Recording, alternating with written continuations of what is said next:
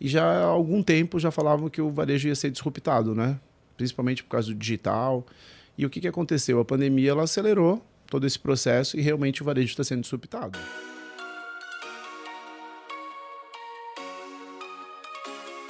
Perfeito. É isso mesmo. E o mercado para Nomura hoje, como é que está esse ano?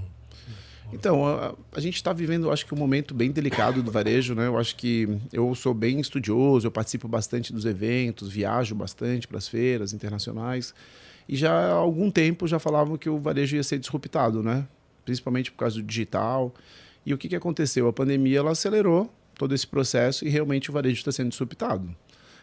Hoje, por exemplo, as práticas que a gente utiliza e o próprio comportamento que a gente tem hoje no varejo é bem diferente de pré-pandemia. Vou te dar alguns exemplos assim de como é que era o varejo antes. Antes a gente ia lá e comprava um ponto comercial, por exemplo, Shopping Center Norte, Iguatemi, enfim, quanto maior o tráfego, mais caro era o ponto. O que a gente estava comprando por detrás disso? O tráfego, né? O fluxo. Hoje a história está um pouco diferente. Por quê? Porque antes a gente comprava esse fluxo, cruzava os braços e a gente fazia um varejo passivo. O cliente vinha até nós e a gente efetuava a venda. Hoje não é mais assim. Hoje está cada vez mais barato os pontos comerciais. Muitos dos shoppings nem cobram mais o ponto comercial. E a gente tem que ser mais proativo. Então hoje a gente faz impulsionamento digital, a gente tem gestor de tráfego, a gente tem CRM cashback, CRM, a gente tem WhatsApp Sale, a gente tem malinha digital, que é a mala de consignado que a gente manda para o cliente, tudo através de link digital. O cliente prova em casa e devolve ou fica sem compromisso do que quer. Tudo isso não era feito antes. Tudo para provocar o cliente estar mais próximo ou ter aumentar o share of mind, que eles falam, né? De vocês junto com a cabeça do cliente. Né? Eu acho que os movimentos que aconteceram, com certeza, foi a aceleração digital. Então, o e-commerce cresceu muito. E a partir do momento que o e-commerce cresceu muito, um canal que também compete com o varejo físico, o cliente também começou a ter experiências digitais, né? Ele começou a pensar num certo conforto. Pô, se eu posso receber o produto na minha casa, né, como conforto, por que eu vou precisar ir até a loja? Então, esse varejo físico, além de a gente provocar agora uma experiência do consumidor, uma jornada como um todo, mais sem atrito, com experiência. Por exemplo, a gente tem várias lojas nossas, customização de produto, a gente tem experiência, que a pessoa pode provar o tênis, testar na esteira, tudo isso que não dá para fazer num e-commerce, né? num virtual. Então, o varejo físico tem esse desafio hoje de gerar valor na experiência da loja física, mas principalmente eu acho que tem que entender que mudou o papel do vendedor, o papel do varejista, que o que antes era passivo, esperava o cliente vir, hoje a gente tem que ter uma venda muito mais proativa. Hoje logicamente os shoppings têm um certo tráfego, mas só disso a gente não para mais de pé. A gente tem que ir atrás do cliente através dessas ferramentas aí que logo aí, 2019, pré-pandemia, a gente não tinha cashback, não tinha WhatsApp Sales, tinha um CRM mais ou menos. Então, os indicadores do varejo também mudaram. O que antes a gente olhava muito, o ticket médio, o PA, o clássico, sabe, conversão.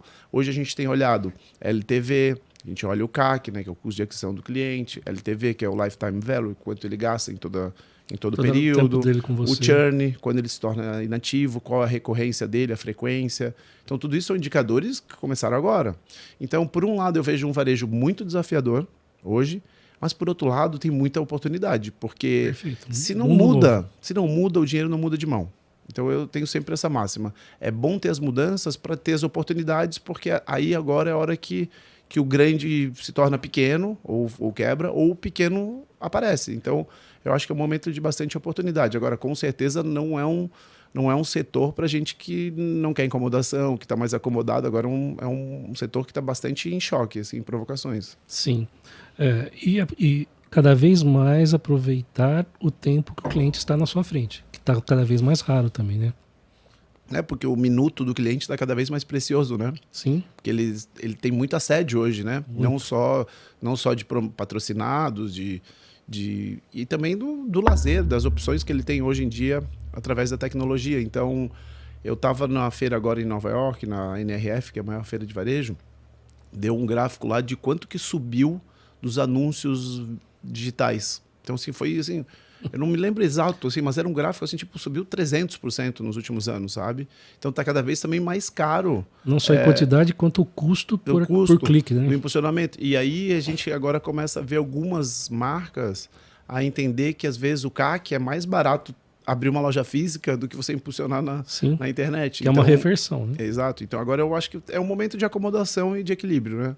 Sim, e é isso que você falou, é inquietude. Você tem que estar aberto e pensando o tempo todo para fazer essas contas, para ter isso em mãos, para tomar a decisão. Não adianta somente tomar decisão no histórico passado que não está se tornando muito realidade hoje. Né? E isso é uma mudança cultural que a gente tem que ter das empresas, porque essa mudança que a gente tem que ter, o nosso vendedor ele tem que ter também.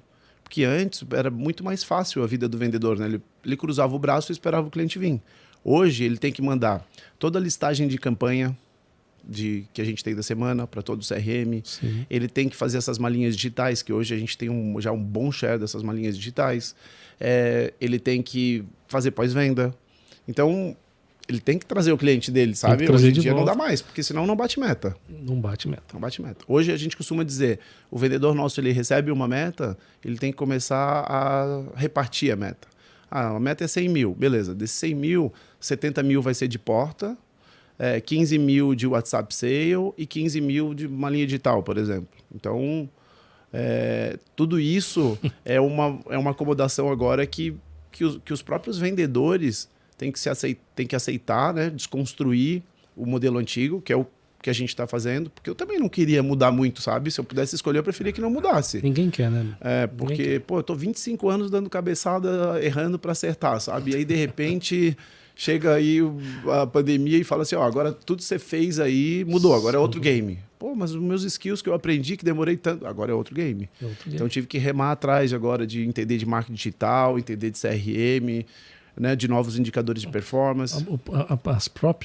Os próprios indicadores, como você falou, LTV, CAC, eram pontos que você não ouvia dizer ou falar isso na boca de todo mundo há 4, 5 anos atrás, de jeito nenhum.